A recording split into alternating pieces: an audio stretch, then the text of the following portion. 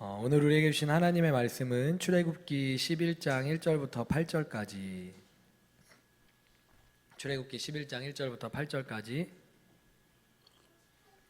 저와 여러분이 한 절씩 교독하는데요. 우리 하나님의 말씀을 경외함으로 우리 이 시간에 말씀을 찾아서 우리 성경책을 가지고 오셔서 말씀을 찾아서 우리 같이 읽습니다. 저와 여러분이 함께 교독합니다. 여호와께서 모세에게 이르시기를 내가 이제 한 가지 재앙을 바로와 애굽에 내린 후에야 그가 너희를 여기서 내보내리라. 그가 너희를 내보낼 때에는 여기서 반드시 다 쫓아내리니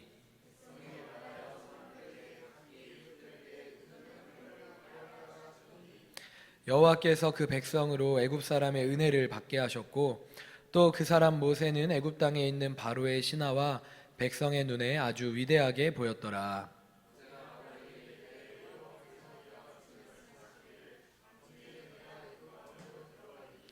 애굽 땅에 있는 모든 처음 난 것은 왕 위에 앉아 있는 바로의 장자로부터 맷돌 뒤에 있는 몸종의 장자와 모든 가축의 처음 난 것까지 죽으리니 그러나 이스라엘 자손에게는 사람에게나 짐승에게나 개 한 마리도 그 혀를 움직이지 아니하리니 여호와께서 애굽 사람과 이스라엘 사이를 구별하는 줄을 너희가 알리라 하셨나니 왕의 모든 신하가 내게 내려와 내게 절하며 이르기를 너와 너를 따르는 온 백성은 나가라 한 후에야 내가 나가리라 하고 심히 노하여 바로에게서 나오니라. 아멘. 우리 자리에 앉으시면 됩니다. 우리 오늘도 함께 인사하면서 시작하겠습니다. 성경은 어떤 이야기다? 성경은 하나님과 나 사이에 어떤 이야기다? 가장 재밌는 이야기다. 할렐루야. 엄청 사용했던 적도 있는데 우리 한번 다시 인사합니다. 성경은 어떤 이야기다? 성경은 하나님과 나 사이에 가장 재밌는 이야기다. 여러분 믿으십니까? 오늘도 그 수요 뻔성경 시간 하나님의 친구 모세 6번째 시간 우리 함께 나누도록 하겠습니다. 오늘의 부제를 같이 읽습니다. 시작. 자, 부제를 같이 읽을게요. 시작. 다시 한번 하나님 어떤 하나님이에요? 좋습니다. 여러분 지난주 말씀 기억하세요? 지극히 평범했던 모세의 그 지팡이, 아무것도 아닌 지팡이가 하나님의 손에 붙들리자 어떤 지팡이가 돼요? 그러므로 지극히 평범한 오늘 우리의 인생도 하나님께만 붙들리면 어떤 인생이 된다? 하나님이 사용하시는 인생이 된다. 할렐루야. 여러분들은 모두 하나님이 사용하시는 인생이신 줄 믿습니다. 지금 우리 별 볼 일 없어 보여도 사람들이 뭐 별 볼 일 없어 보이는데 그렇게 생각해도 여러분 전혀 의식하지 마세요. 그리고 여러분이 의식해야 되는 한 가지는 뭐냐? 내가 오늘 하나님께 붙들려 있냐 있지 않냐. 그런데 만약에 내가 별 볼 일 없는데 하나님께 붙들려 있지도 않아요. 그럼 진짜 우리는 어떤 인생이에요? 진짜 별 볼 일 없는 인생이에요. 그런데 우리가 별로 별 볼 일 없어 보이지만 우리가 하나님께 분명히 붙들려 있어요. 그럼 우리는 어떤 인생이에요? 하나님이 사용하시는 위대한 인생인 줄 믿습니다. 여러분 이 사실 믿으시길 바랍니다. 그러므로 진짜 별 볼 일 없는 인생이 되지 않기를 축복해요. 별 볼 일 있는 인생 되길 축복합니다. 그 비결이 어디예요? 내 실력? 내 학벌? 내가 가진 자산? 아니요, 아무것도 아니에요. 그건 하나님 보실 땐 아무것도 아니에요. 딱 하나, 지금 내 인생을 하나님께 맡겼느냐 맡기지 않았느냐. 내 인생이 하나님이 붙드시는 인생이냐 인생이지 않냐. 여러분 하나님의 붙드시는 인생인 줄 믿습니다. 아멘. 그래서 저는 근자감이 있는 거예요. 근거 없는 자신감이 아니라 근거 있는 자신감이 제게 있는 거예요. 여러분 느껴지잖아요. 이유가 딱 하나, 하나님이 저를 붙들고 계시다고 믿기 때문에, 그리고 제가 제 인생을 하나님께 맡기기 때문에. 만약에 제가 하나님께 제 인생을 맡기지 않잖아요. 그리고 발견된 모든 순간은요, 저는 진짜 별 볼 일 없는 인생임을 제가 너무나 잘 알아요. 그래서 저는 하나님을 꼭 붙들려고 하는 거예요. 저 아무것도 없으니까. 이제 더하면 잔소리가 되겠죠? 자, 좋습니다. 오늘은요 이스라엘 백성이 출애굽하는데 결정적인 역할을 했던 10가지 재앙을 우리 다른 측면에서 한 번 더 살펴보고자 해요. 살펴보고자 하는 측면이 뭐냐면요, 질투하시는 하나님의 측면에서 우리가 살펴보고자 합니다. 그럼 여러분 묻겠습니다. 모세가 받은 10계명 중에 제1계명 여러분들 기억하세요? 모세가 받았던 그 10계명 중에 제1계명 무엇이었죠? 너는 너는 나 외에 다른 신들을 두지 말라. 기억하시죠? 여러분, 그럼 왜 묻겠습니다. 왜 하나님은요 제1계명 가장 크고 중요한 계명으로 너는 나 외에 다른 신을 두지 말라라고 하셨을까요? 오늘 제목이 뭐예요? 하나님이 질투하시는 하나님이시기 때문이에요. 자, 우리 말씀으로 읽겠습니다. 출애굽기 20장 3절부터 5절까지 우리 세 절을 같이 읽습니다. 시작.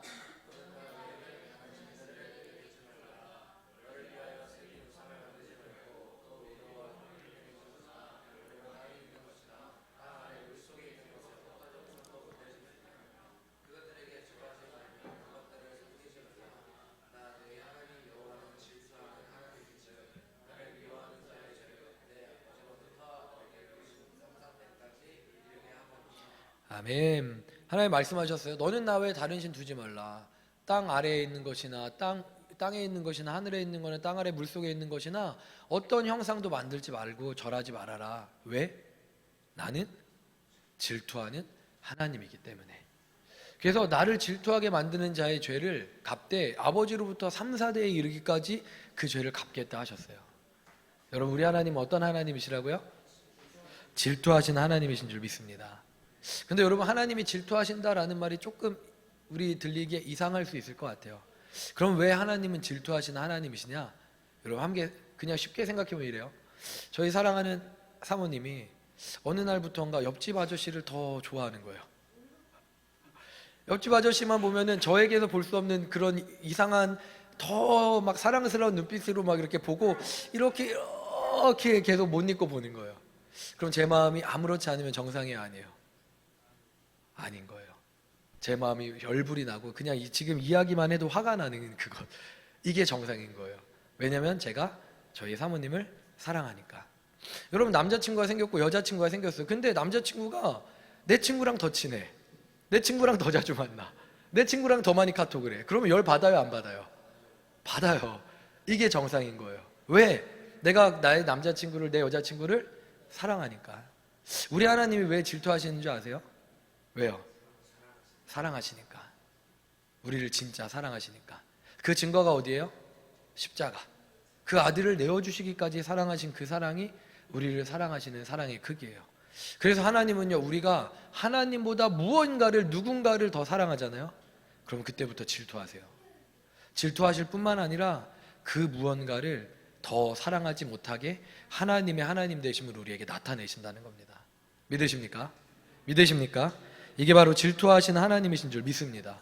그래서 이 애굽에 내려진 10가지 재앙은요, 그냥 단순한 자연재해가 아니었어요. 그건 뭐냐면 애굽도 하나님의 백성이잖아요. 근데 그 애굽인들이 하나님보다 더 사랑했던 우상의 목록들이, 지금 뭐 하는 거야? 시온아, 지금 뭐 하는 거야, 예배 시간에? 애굽인들이 하나님보다 더 사랑했던 우상의 목록들이 바로 10가지 재앙에 재앙당했던 목록들이었다는 거예요. 지금 이 시간부터 그 10가지 재앙, 그래서 하나님 앞에 완전히 패배했던 그 10가지 재앙을 우리 한 번 더 돌이켜 보려고 합니다. 자, 여러분, 제가 지난주에 외우는 방법을 알려드렸어요. 앞자리만 따서 외우면 된다 그랬습니다. 우리 한번 해볼까요? 우리 띄워주시겠습니까? 자, 우리 피게이파. 오케이. 자, 그러면요, 자, 우리 같이 한번 해보겠습니다. 시작. 피게이파. 한번 따라해보세요. 피게이파. 악독음의 흑장. 자, 우리 처음부터 끝까지 한번 해볼까요? 시작. 피게이파 악독음의 흑장. 우리 한 번만 더. 시작. 제가 할 줄 알았죠? 자, 다시 한번 시작. 악독우장 훈장. 자, 우리 같이 한번 해볼게요. 시작. 피게이파 악독음의 흑장. 오케이, 좋습니다. 자, 그러면 첫 번째 재앙이 뭐예요? 피. 자, 그러면 어떤 재앙이죠? 좋습니다. 나일강이 피로 변한 재앙입니다. 여러분, 애굽인들에게 나일강은요, 단순한 강이 아니었어요. 나일강은요, 그들이 믿었던 강력한 신 중에 하나였다는 겁니다. 우리 첫 번째 그림 한번 띄워주시면 될 것 같아요. 좋습니다. 자, 여러분 보이세요? 우와, 저게 뭘까요? 네? 피. 저게 바로 나일강을 주관하는 신이었어요. 근데 저거 남신 같아요, 여신 같아요? 여신 같아 보이죠? 네, 그런데 참 우습게도 저 신은요 여신이 아니라 남신이라는 거예요. 계속 띄워줘 보세요. 계속 띄워줘 보세요. 왜 그러냐? 다산을 상징하기 때문에 풍만한 유방이 하나도 아니고 몇 개 달려 있잖아요. 그렇죠? 그런데 한쪽에만 또 달려 있어요. 보이시죠?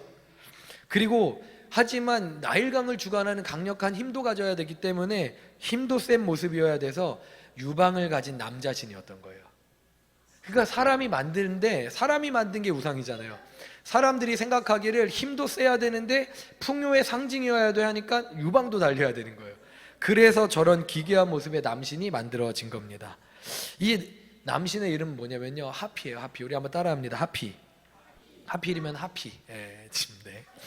그런데 하나님이 모세를 통해서 나일강을 피로 물들게 하실 때 하피는요 아무 일도 하지 못했다는 거예요.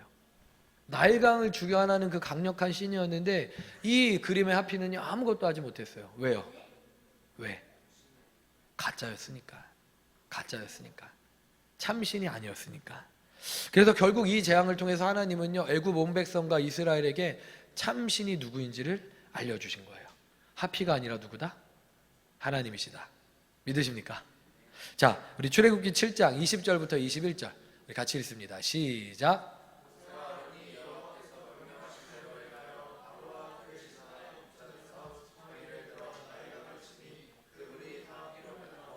나일강의 고기가 죽고 그 물에서는 악취가 나니 애굽 사람들이 나일강 물을 마시지 못하며 애굽 온 땅에는 피가 있으나 이 하피는 아무것도 하지 못했어요.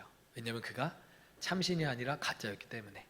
자, 우리 두 번째 재앙 우리 기억해 봅시다. 첫 번째 피, 그 다음에 개. 그럼 뭐죠? 개구리 재앙. 좋습니다. 두 번째 그림 한번 부탁해요. 두 번째 그림 한번 부탁합니다. 자, 여러분 보셨죠? 더 웃기죠? 더 웃기죠? 자, 저 개구리 머리를 한 여인 보이시죠? 그러니까 이번에는 여신이에요, 여신.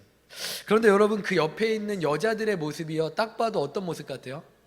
임산부의 모습이죠. 그렇다면 저 개구리 여신은요 어떤 여신일까요? 출산의 여신, 풍요와 다산의 여신, 출산드라 말고 이름이 헤케트라는 여신이었어요. 지금 출산드라를 이해하신 분들은 연식이 좀 되시는 분들이라는 것. 자, 좋습니다. 이름이 헤케트라는 여신이었다는 거예요. 좋습니다. 그런데 여러분 개구리는요 알을 낳는데 알을 많이 낳잖아요. 그러니까 나일강은 풍요로운 곳이었기 때문에 개구리들이 어마어마했고 그 개구리들이 흔히 볼 수 있었는데 개구리가 나일강 전역에 어마어마한 알을 낳았던 거예요. 그게 올챙이가 되고 그리고 개구리가 되고 이걸 날마다 그들이 보았던 거예요. 그래서 개구리는 그들에게 또 하나의 신이 되었는데 그게 바로 다산의 여신이었던 헤케트라는 여신이 되었던 겁니다. 그런데 이 헤케트, 이 풍요의 여신 다산의 여신이었던 이 여신이 개구리들이 바로의 궁전까지 와갖고 난동을 부리는 그때 막을 수 있었어요? 없었어요? 없었다는 거예요. 이 출산과 다산의 여신이었던 이 여신이 헤케트가 그 온 애굽의 집에 개구리들이 왔던 그때 아무 일도 하지 못했다는 거예요. 그들이 신이라 여겼는데도 불구하고. 그리고 그 무태 나왔던 개구리들이 결국 어떻게 되었어요? 다 죽었어요. 죽어서 뭐가 났어요? 악취가 났어요. 그런데도 이 개구리의 여신은 아무것도 하지 못했어요. 왜 이 개구리 여신은 아무것도 못했을까요? 가짜였으니까. 자, 우리 출애굽기 8장 13절부터 14절 우리 같이 한번 읽습니다. 시작.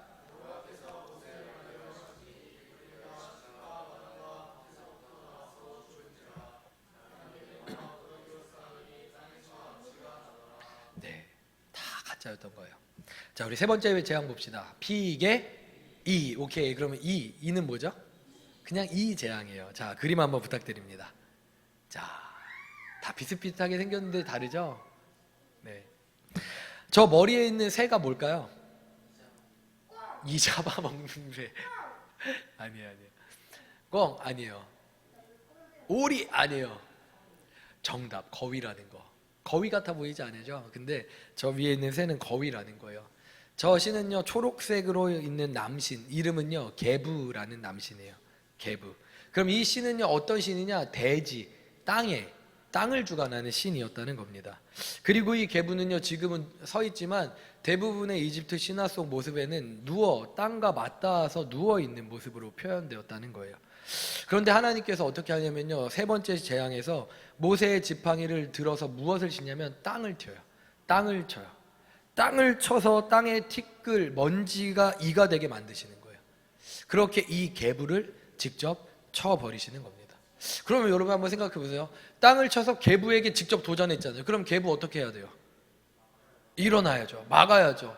누워있다가 갑자기 벌떡 일어나고 뭐 하는 거야 하면서 모세의 지팡이를 막아야죠.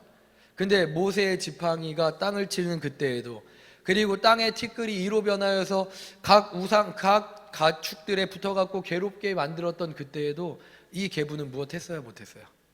아무것도 하지 못했다는 거예요. 이유가 뭐예요? 가짜니까. 여러분들 계속 대답 분명히 하셨어요. 이유가 뭐라고요? 가짜니까. 아무것도 하지 못했습니다. 우리 출애굽기 8장 16절부터 18절이 있습니다. 시작.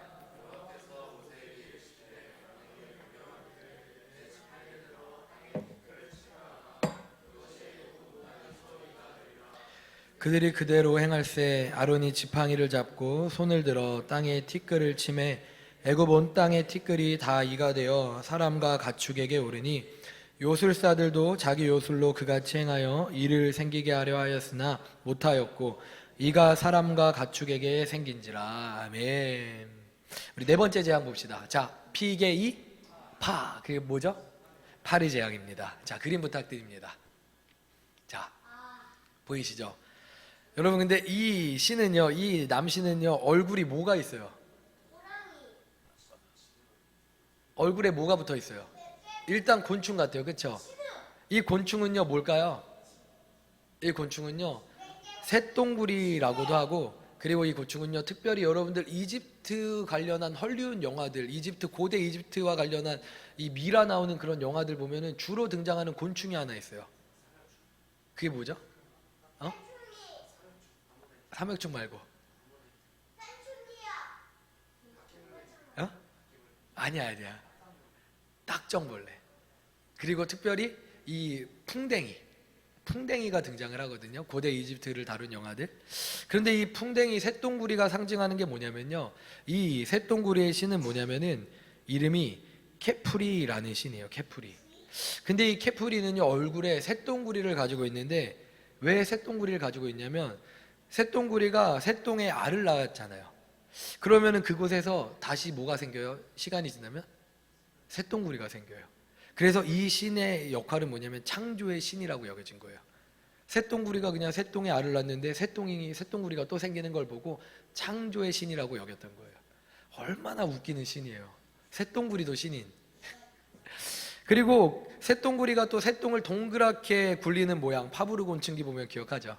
그 모양을 보고 둥근 태양을 굴려서 떠오르게 하는 역할을 한다고 해서 이 케프리라는 신은 또 태양의 신이었다는 거예요. 태양의 신. 특별히 오전을 주관하는 태양의 신. 그리고 이 케프리가 늘 떠오르는 이 태양의 신이라고 여겼고, 태양은요 늘 죽었다가 다시 태어난다 여겨지잖아요. 왜냐면은 저녁에 사라졌다가 아침에 다시 뜨잖아요. 그래서 이 케프리가 하는 또 하나의 신의 역할은 부활의 신이라고 여겨졌던 거예요. 그러니까 꽤 강력한 신이었던 거죠. 그리고 특별히 새똥구리가 새똥을 땅에 묻으면요 뭐가 줄어드냐면 파리가 줄어들었대요. 새똥이 사라졌으니까 파리가 줄어들겠죠. 그래서 파리를 관장하는 신이 또한 이 케프리라는 신이었다는 거예요. 그런데 이 파리를 관장하는 케프리 신이 애굽 온 땅에 파리가 가득할 때 무엇을 했어요? 못했어요? 아무것도 못했어요. 여러분 이제 무슨 말을 해야 될 줄 알죠? 왜요? 가짜니까. 우리 그 가짜 신이 아무것도 못한 거 우리 한번 들어봅시다. 출애굽기 8장 21절부터 24절 있습니다. 같이 읽습니다. 내가 만일 내 백성을 보내지 아니하면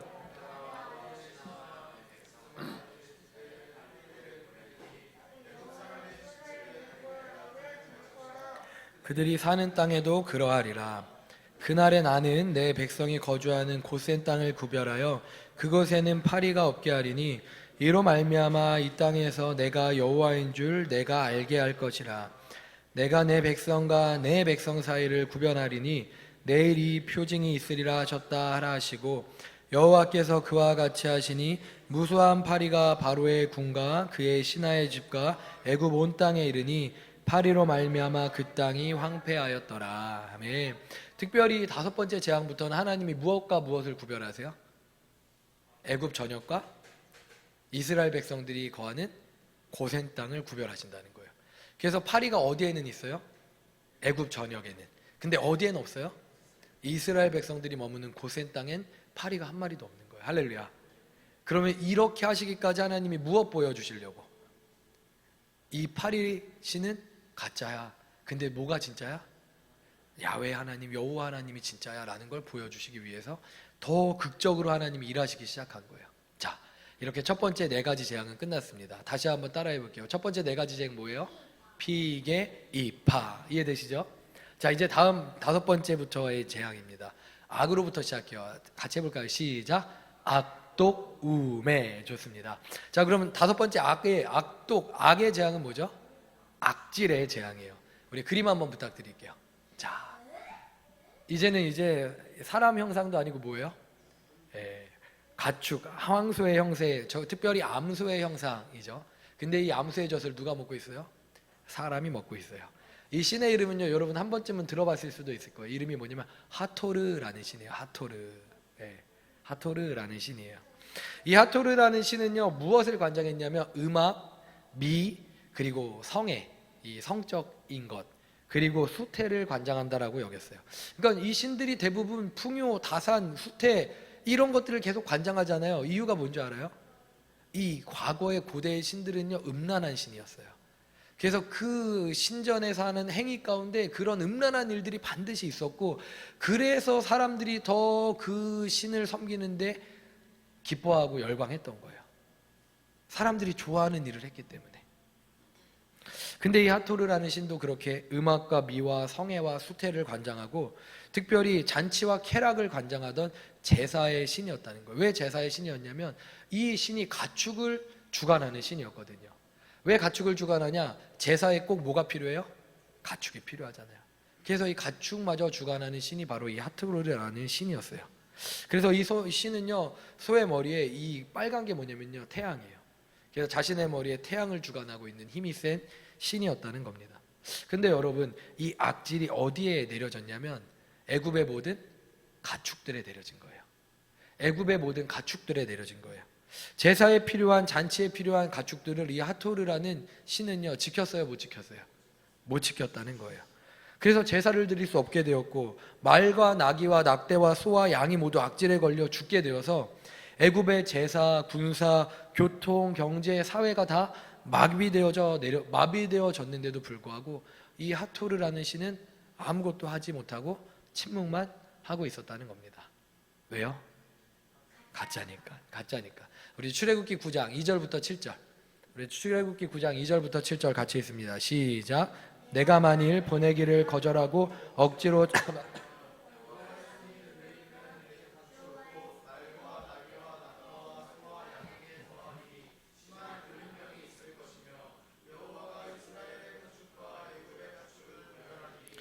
이스라엘 자손에게 속한 것은 하나도 죽지 아니하리라 하셨다 하라 하시고, 여호와께서 기한을 정하여 이르시되 여호와가 내일 이 땅에서 이 일을 행하리라 하시더니 이튿날에 여호와께서 이 일을 행하시니 애굽의 모든 가축은 죽었으나 이스라엘 자손의 가축은 하나도 죽지 아니한지라. 아멘. 그렇게 하나님이 또 애굽 땅과 이스라엘 자손의 가축을 구별하셨다는 거예요. 자, 여섯 번째 재앙입니다.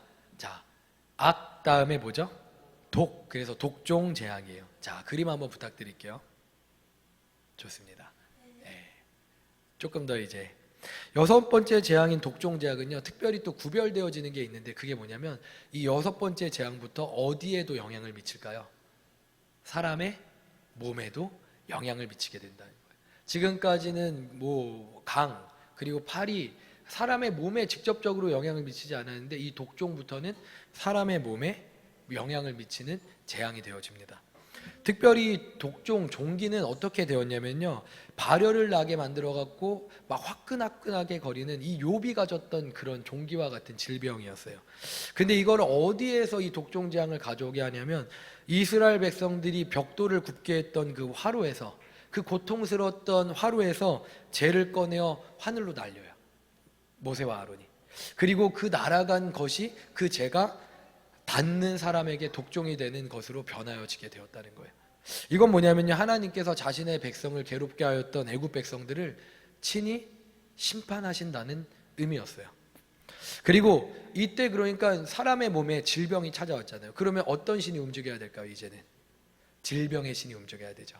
이 치료하는 신, 이 의학의 신이 움직여야 되죠. 고대 이집트에는요 이런 신도 있었던 거예요. 그런데 이 신의 이름이 뭐였냐면 세크메트라는 신이었다는 거예요. 질병의 신 세크메트. 자신의 백성이 이제 독종으로 앓고 있잖아요. 막 괴로워하고 있잖아요. 그러니까 이 질병의 신이 움직여갖고 띵띵띵 치유해야 되잖아요. 근데 그 신은 어떻게 했을까요? 아무것도 하지 못하고 가만히 있었어요. 또 다른 신이 있었어요. 또 다른 의술의 신 이모테프라는 신이 있었어요. 그리고 또 다른 치료의 신 이시스라는 신이 있었어요. 근데 이 모든 신들이 어떻게 했어요? 가만히 침묵하고 있었어요. 왜냐하면 가짜니까. 할렐루야. 우리 시온이도 알아요 이제는. 여러분 애굽의 모든 신은 뭐예요? 가짜예요. 가짜. 모든 질병과 생명의 주관자는 오직 한 분 누구세요? 하나님이신 줄 믿습니다. 우리 출애굽기 9장 8절부터 11절 우리 같이 읽습니다. 시작.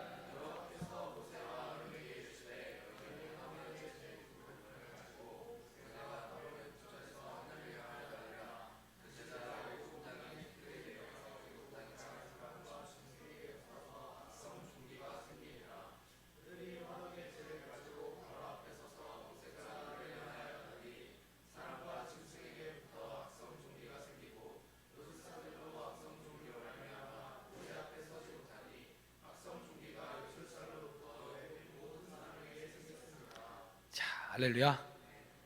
여러분 이제 몇 번째 재앙이에요? 7번째 재앙. 정답. 자, 7번째 재앙은 악독우. 자, 우는 뭐죠? 우박 재앙입니다. 우박 재앙. 자, 그림 한번 또 부탁드릴게요. 자, 여자가 있는 것 같은데 저 여자가 어떻게 하고 있어요? 엎드려 뻗쳐 하고 있죠. 네, 엎드려 뻗쳐 하고 있죠. 그리고 그 이름이 뭐라고 써 있어요? 누트라고 써 있어요. 이 우박재앙은요 하늘의 여신이었던 누트를 겨냥한 거예요. 이 누트를 검색하실 필요 없어요. 왜냐하면 그게 이 이집트의 신들은요 아주 강력한 영적인 또 영향력을 가지고 있어요. 그러니까 악한 영향력을 가지고 있기 때문에 굳이 찾아서 검색하다가 호기심에 검색하다가 괜히 그냥 영적인 영향력에 또 할 수 있기 때문에 굳이 검색하지 마세요. 그런데 이 누트를 또 다르게 검색하다 보면은 이 누트는요 색깔이 어떤 색이냐면은 하늘색, 푸른색이에요. 그리고 이 몸에는요 뭐가 있냐면요 무수히 많은 별이 있어요. 별이. 그래서 천체를 주관하는 신이 바로 이 누트라는 여신이에요. 저 누트가 저렇게 이 하늘을 이 천체를 주관해 갖고 이렇게 땅을 보호하고 있는 거예요. 하늘을 주관하는 신 누트. 그럼 여러분 이 우박은요 어디로부터 내려요? 하늘로부터 내리죠. 이 누트가 하는 일이 뭐였냐면요 이 누트의 몸에는요 몸에는 별들이 생겨져 있지만 특별히 이 누트의 머리에 항아리가 있는데 이 항아리가 상징하는 게 뭐냐면 자궁을, 여자의 자궁을 상징하는 거였어요.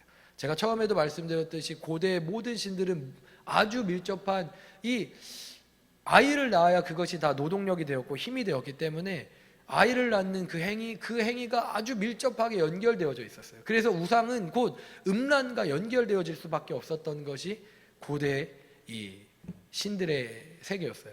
근데 이건요 오늘날에도 마찬가지예요. 오늘날에도 여러분 그래서 무속인들의 삶을 보잖아요. 아주 음란한 삶을 살아가는 걸 쉽게 살펴볼 수가 있어요. 왜냐면요 이 영적인 타락은요 육적 타락과 함께 갈 수밖에 없기 때문입니다. 그래서 누트는요 자궁을 가지고 있었는데 왜 그러냐면은 태양이 비를 비추고 그리고 비를 내리잖아요 하늘로부터. 그럼 이 비가 결국은 또 무엇을 하게 돼요? 땅의 모든 대지에 생명을 솟게 하잖아요. 그러니까 이것이 바로 이 생산 작용이 되어졌기 때문에 이 누트는요 또 솟게 하는 이것을 관장하는 신으로 여겨졌던 거예요. 그런데 이 누트가 하늘로부터 불덩이가 떨어지고 우박이 떨어지는데 그 우박으로 말미암아 모든 채소와 나무들이 죽어가고 있는데 어떻게 해요? 막지 못해요. 아무것도 하지 못해요. 자신이 소생케 했다고 믿었게 만들었던 그 모든 것들이 막 완전히 쓸모없게 황폐화되고 있는데 아무것도 하지 못하는 거예요. 왜요? 가짜니까. 우리 출애굽기 9장 22절부터 26절 있습니다. 같이 읽습니다. 시작.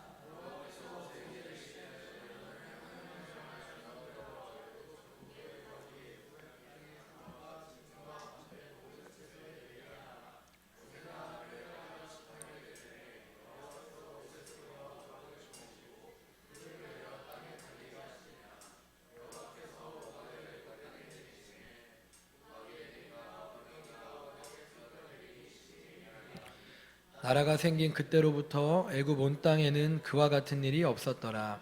우박이 애굽 온 땅에서 사람의 짐승을 막론하고 밭에 있는 모든 것을 쳤으며 우박이 또 밭의 모든 채소를 치고 들의 모든 나무를 꺾었으되 이스라엘 자손들이 있는 그곳 고센 땅에는 우박이 없었더라. 할렐루야. 여러분, 이쯤 되면 애굽의 상황이 어떻게 됐을까요? 초토화, 완전히 망해버린 거예요. 가축 죽었죠. 근데 먹을 거라고는 이제 식물들 먹어야 되는데 그 식물들도 우박에 상하여 버린 거예요. 상한 식물들, 상한 과실들밖에 없는 게 이 애굽의 상황이었어요. 그런데 그리고 나서 여덟 번째 재앙이 다시 또 남아있는 것을 없애버려요. 자, 이 여덟 번째 재앙, 악도구 매. 무슨 재앙? 메뚜기 재앙입니다. 여러분, 메뚜기 재앙은요, 막 최근에도 메뚜기 떼가 막 해갖고 막 하늘을 덮고 막 이런 거 여러분 아프리카에서 막 보신 적 있으시죠? 이 메뚜기 재앙이 진짜 어마어마하더라고요. 근데 역사상 가장 강력한 메뚜기 재앙이 온 애굽을 덮었던 날이 바로 그때였다는 겁니다. 여러분, 그림 한번 또 띄워주세요. 여러분, 저신 한번 조금 얼굴 보니까 좀 저신은요 좀 본 것 같지 않아요? 저신의 이름은 뭐냐면요, 딱 봐도요 뭔가 흉악하게 생겼잖아요. 얼굴이 검은 거 보니까 뭔가 흉악하게 생겼잖아요. 저신은요 악의 세계를 주관하는 신, 죽음의 세계를 주관하는 신, 그 이름하여 세트. 들어봤죠? 세트라는 신이라는 겁니다. 그리고 저 신은요 특별히 모래폭풍을 주관하는, 사막의 모래폭풍을 주관하는 신이기도 했어요. 지하세계를 관장하고 폭풍과 혼돈을 이 세상 가운데 가져오는 강력한 신이 바로 세트라는 신. 그리고 이집트에 9 주신이 있었는데 그 주신 중에 하나인 오시리스를 죽인 강력한 힘을 가진 신이 바로 저 세트라는 신이었다는 겁니다. 그런데 이 신이요, 하나님께서 동풍을 일으켜서 모래폭풍을 일으켜 메뚜기를 이집트 전역에 몰고 왔거든요. 그런데 그 모래폭풍이 몰려올 때 이 강력한 힘을 가진 세트는요 아무것도 하지 못했다는 거예요. 왜냐하면 말할 것도 없어요. 가짜니까. 자, 출애굽기 10장 12절부터 15절 있습니다. 시작.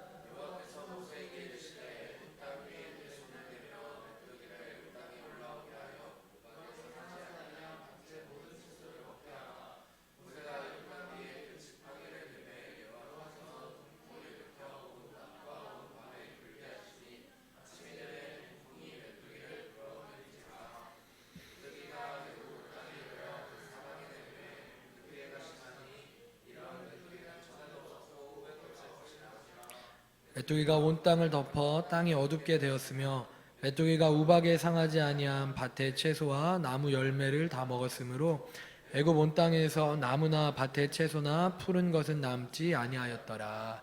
아멘. 아까 우박이 모든 푸른 식물들을 다 상하게 만들었잖아요.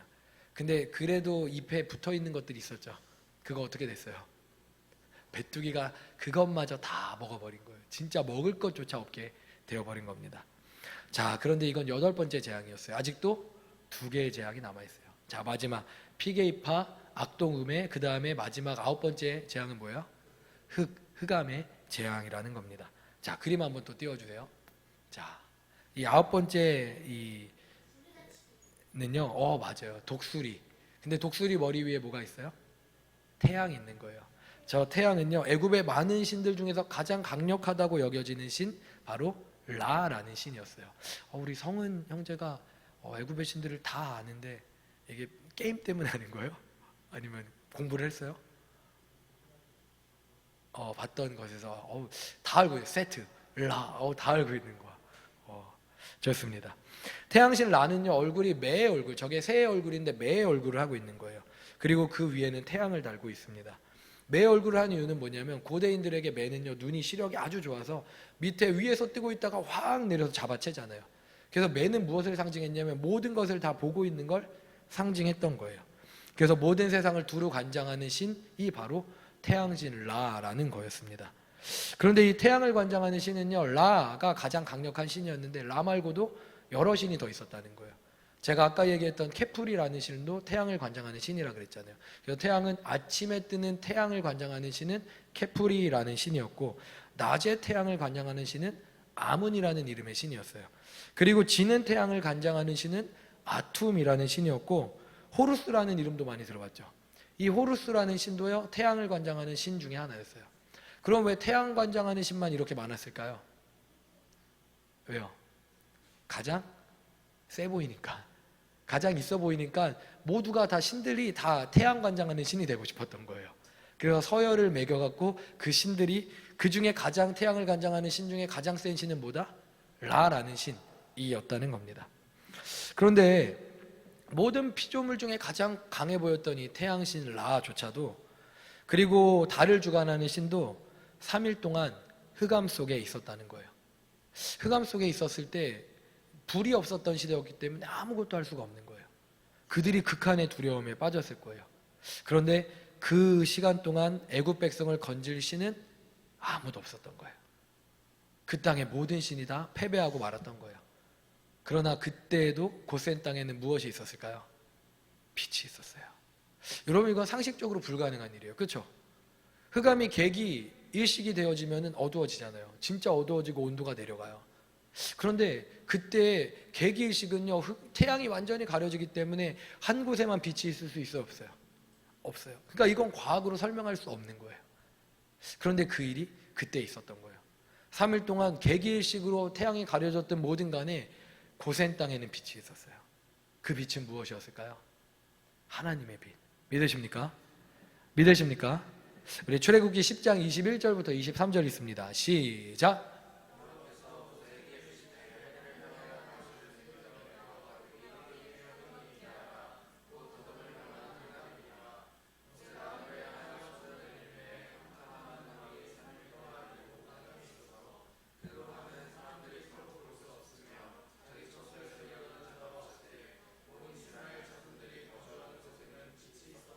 아멘. 이렇게 하나님은 고센 땅의 빛을 보여주셔서 하나님의 하나님 되심을 증거하셨다는 겁니다. 자, 이제 드디어 마지막 10번째 재앙이에요. 자, 10번째 재앙 무슨 재앙이죠? 장자의 재앙, 장자의 재앙. 자, 그림 부탁드립니다. 자, 근데 여러분, 지금까지 봤던 신들과 모습이 좀 달라요. 그렇죠? 뭐 어떻게 달라요? 사람이에요, 사람. 그렇죠? 자, 좋습니다. 여러분, 마지막이니까 뭐가 등장해야 돼요? 끝판왕이 등장해야죠. 이 신이 바로 끝판왕인 거예요. 그런데 이상하게도 그 모습이 제일 세 보이기보다는 사람의 모습을 가지고 있어요. 저 두 신은요, 이름이 뭐냐면 모든 신들의 신인 오시리스라는 신이에요. 그리고 모든 여신들의 신인 이시스라는 신이에요. 야, 어떻게 이렇게 잘 알아? 잘못 리서치했으면 큰일 날 뻔했어요.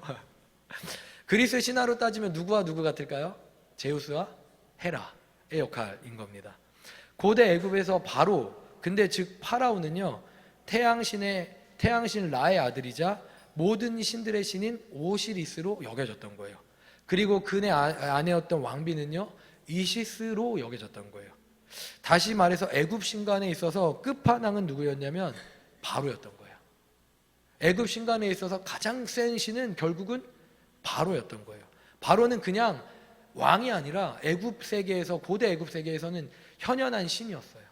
가장 강력한 신이었다는 겁니다. 그래서 하나님의 마지막 창끝은요, 누구를 겨냥해요? 바로, 가장 강력한 신 이시리스와 이시스인 바로를 겨냥했던 겁니다. 그래서 바로를 포함한 애굽의 모든 장자는, 그리고 모든 가축의 처음 난 것까지도 마지막 재앙을 통해 죽어버린 거예요. 바로의 장자가 죽은 거예요. 신의 아들이 죽은 거예요.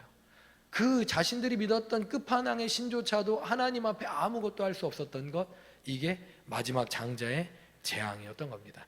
우리 출애굽기 12장 29절부터 32절 우리 마지막으로 함께 읽습니다. 시작!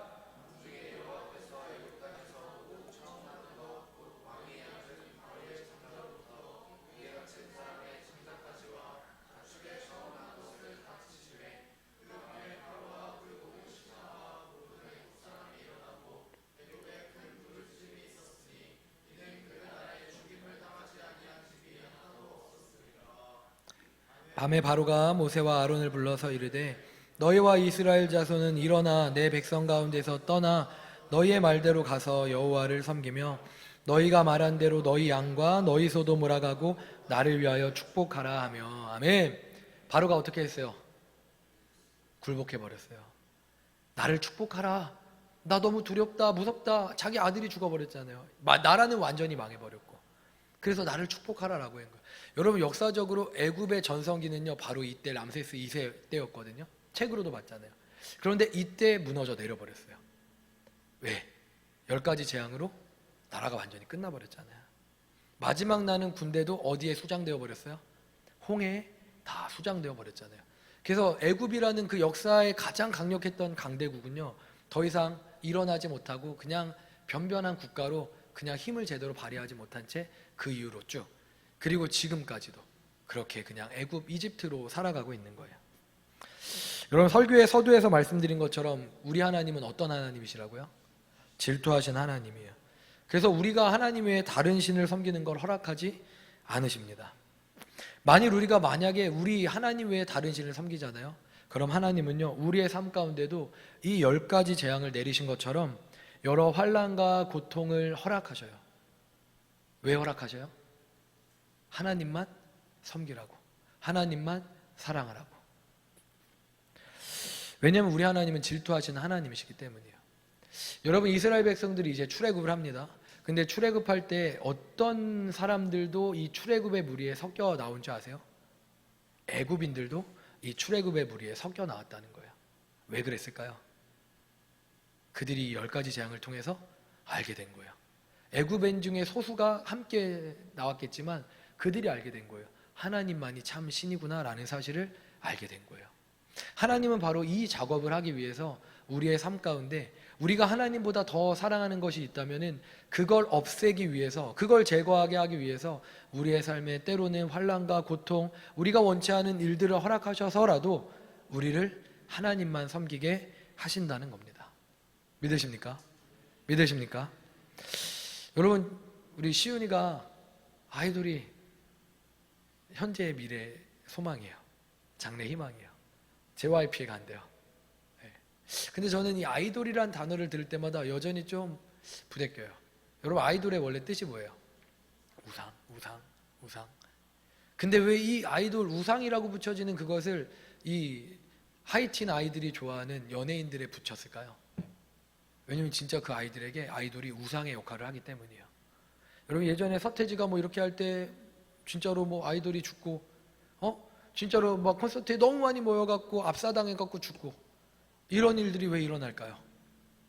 진짜로 그 아이들에게, 그 분별하지 못하는 청소년들에게 그 아이돌들이 우상이 되어버렸기 때문이에요. 하나님과는 비교할 수 없는 진짜 마음속의 주인이 되어버렸기 때문이에요. 여러분, 근데 이게 비단 아이돌, 우리 아이들에게는 아이돌이 그런 역할을 감당하지만 사실 우리 살아가면 살아갈수록 더 센 아이돌들이 우리 삶에 있잖아요. 그렇지 않아요? 여러분 안에는 오직 하나님 한 분만이 진짜 참신으로 계십니까? 여러분, 제가 묻겠습니다. 여러분 안에는 정말 하나님 한 분이 참신으로 계십니까? 우리 그러신 분만 한번 대답해 보시겠어요? 여러분 안에는 정말 하나님만이 참신이십니까? 하나님 외에 다른 영역이 하나님보다 더 앞서고 하나님보다 더 좋아 보이는 시간은 진짜 없으신 거예요? 아마도 이 자리에 계신 많은 분들은요, 대체적으로는 하나님이 여러분의 삶의 첫 번째 자리에 계실 거예요. 그런데 때로는 돈이, 때로는 직장이, 때로는 내 꿈과 내 성공이, 때로는 나의 자녀가, 때로는 남친이, 여친이, 때로는 내 쉼이 하나님보다 더 중요한 것이 되지 않으시나요? 그런데 여러분, 말씀을 정리합니다. 우리가 믿는 하나님은 어떤 하나님이에요? 질투하신 하나님이에요. 그래서 나 외에 다른 것을 두는 걸 허락하지 않으세요. 나 외에 다른 것을 두는 것 조금도 허락하지 않으세요. 왜 그러시다고요? 우리를 사랑하시기 때문에. 그 증거가 예수 그리스도의 십자가이기 때문이에요. 그냥 말로만 사랑하신 게 아니라 그 아들을 내어주시기까지 진짜 우리를 사랑하시는 분이에요. 그래서 우리 하나님은요, 우리가 누군가를 하나님보다 더 사랑하면, 우리가 무언가를 하나님보다 더 사랑하면 반드시 질투하세요. 그리고 가만히 두지 않으세요. 다시 나를 가장 사랑하게 우리를 이끄시는 거예요. 우리를 처음부터 채찍으로 때리지 않으세요. 처음에는요, 부드러운 말로 내게 돌아오라고 말씀하세요. 그런데 그 말에도 정신 차리지 못하잖아요. 그러면 우리가 정신을 바싹 차리게 하기 위해서 우리의 등짝을 때리시도 하는 거예요. 우리의 삶에 아픔을 허락하셔서라도 하나님이 하나님 되게 하시는 작업을 하는 것입니다.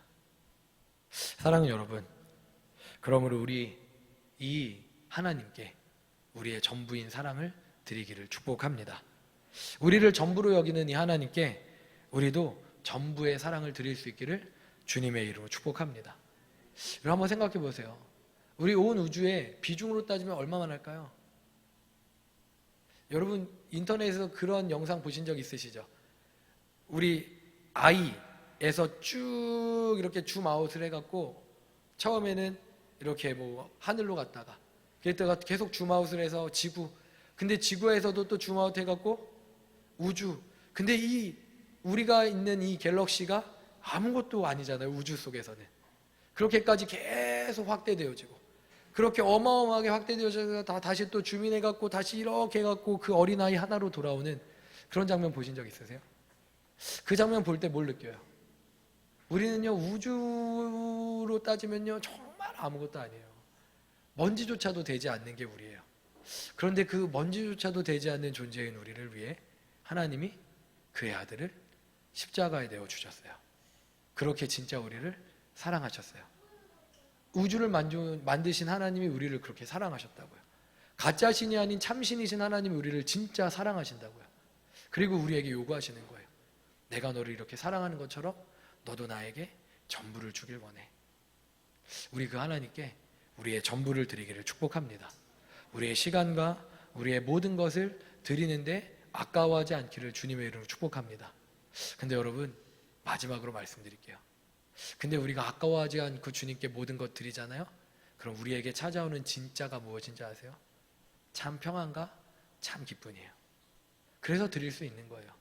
아까워하며 드리는 게 아니라 진짜 우리가 마음껏 드릴 수 있는 이유는 우리가 그 전부 되신 주님께 모든 걸 드릴 때 주님은 우리에게 진짜 평안과 진짜 기쁨을 주시기 때문입니다.